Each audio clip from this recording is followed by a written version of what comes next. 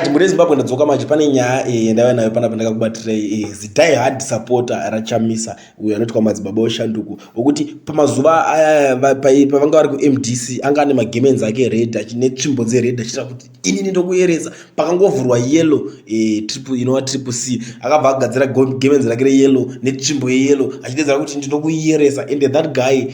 ameno chivibe chaangori nacho so chikuita kuti zvingonakidza paari so he's a die hard supporter so iko zvese pakazofamba nyaya yekuti Chamisa ari kuda kudzoka nekala yeblue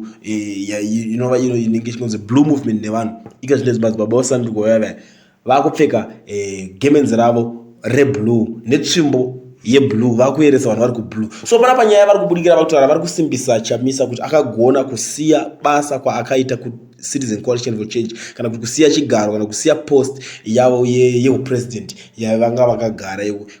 kuzanzi zvinobatsira kuti pakwanise kuexpose kana kuti kufumurika nyoka nevatengesi ndo nyaya yekutaurwa namadzibaba oshanduko panapa vari kusimbisa decision iyoyo yakarohwa naadvocate Nelson Chamisa yekusiya Triple C. Muri Zimbabwe ameno munoionawo sei nyaya iyi ndangosiyirawo kwamuri kuti tonotoita sei?